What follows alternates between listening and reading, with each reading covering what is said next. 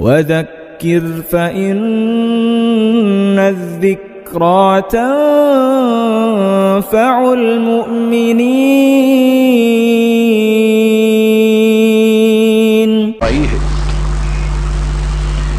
تو ارشاد فرما کہ اذا زلزلت الارض زلزالها،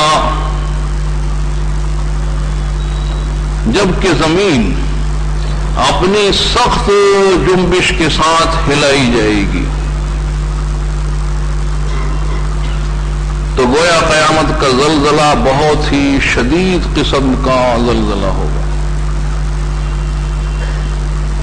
کہ فی الحال دنیا میں جو زلزلے آتے ہیں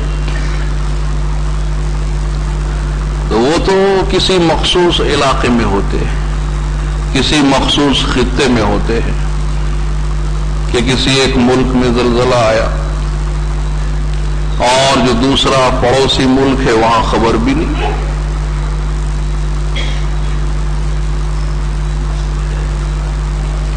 تو دنیا میں فی الحال جو زلزلے آ رہے ہیں اس کو تو ایسے سمجھو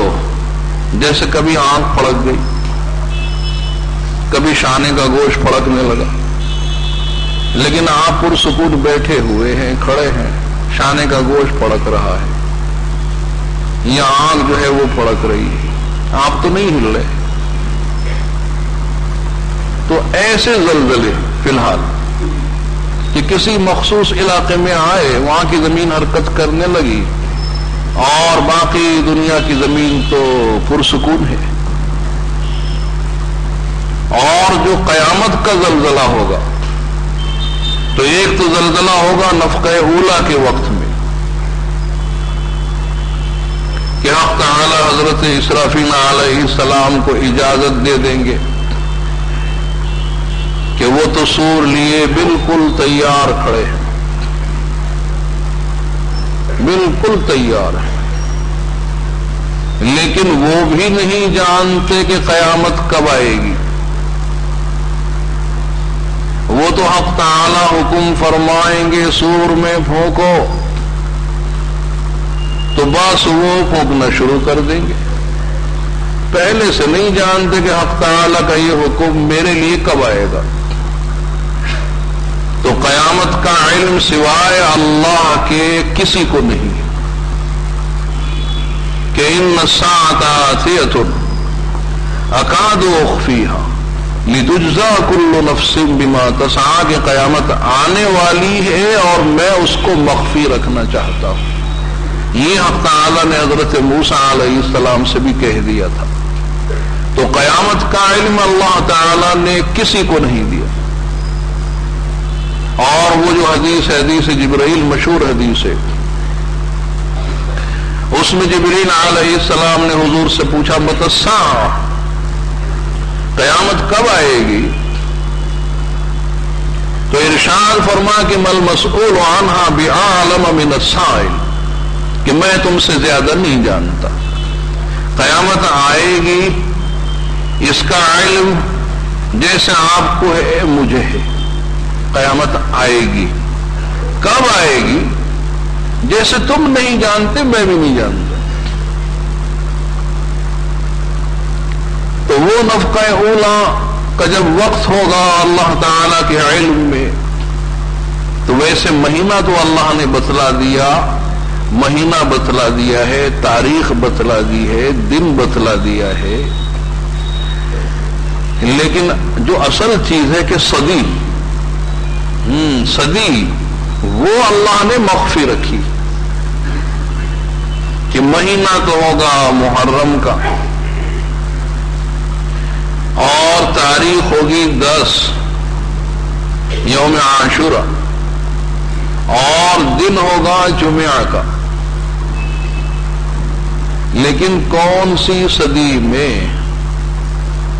وہ اللہ نے مخفی رکھا ہے۔ تو حق تعالی حضرت اسرافیل علیہ السلام کو حکم دیں گے، وہ سور میں پھونکنا شروع کر دیں گے۔ تو ابتداءً جو آواز ہوگی وہ دھیمی دھیمی ہوگی، اور سور کیا ہے؟ تو وہ مشابہ ہے قرن کے، بیل کے سین کے مشابہ ہے، کہ ان کے منہ کے پاس سے چھوٹی ہے اور پھر آگے سے یوں پھیلتی چلی گئی، جیسے اپنے یہاں وہ لاؤڈ اسپیکر کے بونگلے ہیں، لیکن ان کا تو منہ ہی بہت بڑا ہوگا، تو وہ تو منہ کے پاس سے بھی بہت بڑی ہوگی، پھر جو آگے پھیلا اس کا تو اس کی وسعتوں کا علم تو صرف اللہ کو ہے، اور جتنی مخلوقات اتنے اس میں سوراخ ہوں گے، اور ہر ایک کے فنا کے لیے اسی کے سوراخ میں سے آواز نکلے گی، تو ابتداءً تو وہ دھیمی دھیمی آواز ہوگی اور پوری کائنات میں ہوگی، اور پھر رفتہ رفتہ وہ آواز بڑھتی چلی جائے گی کہ اب جو جاندار ہیں ان کے لیے ناقابل برداشت، بے ہوش ہو جائیں گے، جتنے جاندار انسان ہوں یا جانور ہوں وہ سب بے ہوش ہو جائے گی، وہ آواز اور بڑھے گی، بے ہوشی کے عالم میں ختم ہو جائے گی، آواز بڑھتی چلی جائے گی حتیٰ کہ ستارے ٹوٹ ٹوٹ کر گر رہے ہوں گے، سورج بے نور ہو جائے گا، سورج بھی جھڑ پڑے گا، اور دنیا کے اندر ایک شدید زلزلہ کہ اب تو دنیا کا جو پورا کرہ ہے وہ ہل رہا ہوگا، یہ نہیں کہ زمین کا کوئی مخصوص حصہ حرکت میں آ گیا ہو کہ صاحب اتنے پوائنٹ کا زلزلہ، کوئی پوائنٹ نہیں، اتنا شدید زلزلہ ہوگا کہ پوری دنیا وہ حرکت میں ہوگی، اور جس قدر ممکن ہے حرکت اتنی حرکت میں ہوگی جو آپ سوچ سکتے اور جو آپ تصور کر سکتے ہیں، اتنی شدید زمین حرکت میں ہوگی، اور اسی طرح سے نفخہ ثانیہ کے بعد پھر زلزلہ آئے گا تاکہ سب مردے باہر آئیں، بہت شدید زلزلہ ہوگا، تو اسی کی شدت کو تو اللہ نے بیان فرمایا کہ اذا زلزلت الارض زلزالها، جبکہ زمین وہ اپنی پوری شدت کے ساتھ جنبش میں لائی جائے گی، حرکت میں لائی جائے گی، اپنی پوری شدت کے ساتھ، جس قدر ممکن آپ سوچ سکتے ہیں۔ عرب کے ایک بلیغ فصیح شاعر نے ایک جملہ بنایا تھا، نزول قرآن سے کچھ پہلے، تو عرب کا ایک شاعر تھا نہایت ہی بلیغ اور نہایت ہی فصیح، اس نے ایک مقولہ بنایا، اور اس کا مقولہ تھا اذا زلزلت الارض زلزالا، اس نے یہ بنایا تھا اذا زلزلت الارض زلزالا،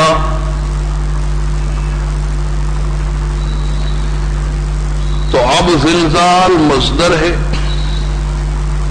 اور مصدر وہ عظمت اور ہیبت کو بتلانے سے قاصر، لیکن جب قرآن پاک کا نزول ہوا اور قرآن کریم میں یہ آیت کہ اذا زلزلت الارض زلزالها، کہ جو زلزال ہے اس کی اضافت زمین کی طرف کی گئی، ارض کی طرف کی گئی، تو اب جو زلزلے کی عظمت اور معنوی ہیبت اس کی انتہا نہ رہی، تو وہ چونکہ عرب کا ایک بلیغ شاعر تھا، وہ بلاغت کو جانتا تھا، جب اس نے یہ آیت سنی تو وجد میں آ گیا، جھومنے لگا اور کہا کہ میں قرآن پاک کی اس بلاغت پر ایمان لایا، حالانکہ صرف ہاں بڑھا دی گئی اور ہمیں تو کوئی فرق لگتا نہیں، لیکن وہ عرب کے لوگ تھے کہ اذا زلزلت الارض زلزالها، جبکہ زمین وہ اپنی پوری شدت کے ساتھ جھنجھوڑی جائے گی، اور اس میں جو بھونچال آئے گا وہ نہایت ہی خطرناک قسم کا بھونچال کہ دنیا کا پورا پورا وہ حرکت کر رہا ہو. تو کتنا شدید زلزلہ ہوگا. یہ نہیں کہ زمین کا کوئی خاص حصہ پھڑک رہا ہو، بلکہ پوری دنیا وہ حرکت میں ہوگی، اور جس قدر ممکن ہے اتنی حرکت میں ہوگی کہ اب تو صاحب جو پہاڑ ہیں وہ اپنی جگہ سے اکھڑ جائیں گے. سوچئے کتنا شدید زلزلہ ہوگا کہ پہاڑ وہ اپنی جگہ سے اکھڑ گئے، اور صرف اکھڑ نہیں گئے بلکہ اب وہ ٹوٹ رہے ہیں. اور صرف ٹوٹ نہیں گئے بلکہ ریزہ ریزہ ہو رہے ہیں. اور صرف ریزہ ریزہ نہیں بلکہ سرمے کی طرح سے باریک پاؤڈر بن گیا، اور پھر وہ روئی کے گالوں کی طرح سے اڑیں گے. کالیحن المنفوش، کہ جیسے دھنی ہوئی اون ہوتی ہے. اور زمین کو بھی اللہ تعالیٰ خوب کوٹیں گے. کلا اذا دکت الارض دکن دکا، اور بالکل ہموار ہو جائے گی. کہ وَيَسْأَلُونَكَ عَنِ الْجِبَالِ فَقُلْ يَنسِفُهَا رَبِّي نَسْفًا فَيَذَرُهَا قَاعًا صَفْصَفًا لَا تَرَى فِيهَا عِوَجًا وَلَا أَمْتًا. کہ لوگ سوال کرتے ہیں ان پہاڑوں کے بارے میں، تو جب پہاڑ اپنی جگہ پر قائم نہیں رہیں گے تو دنیا کی جو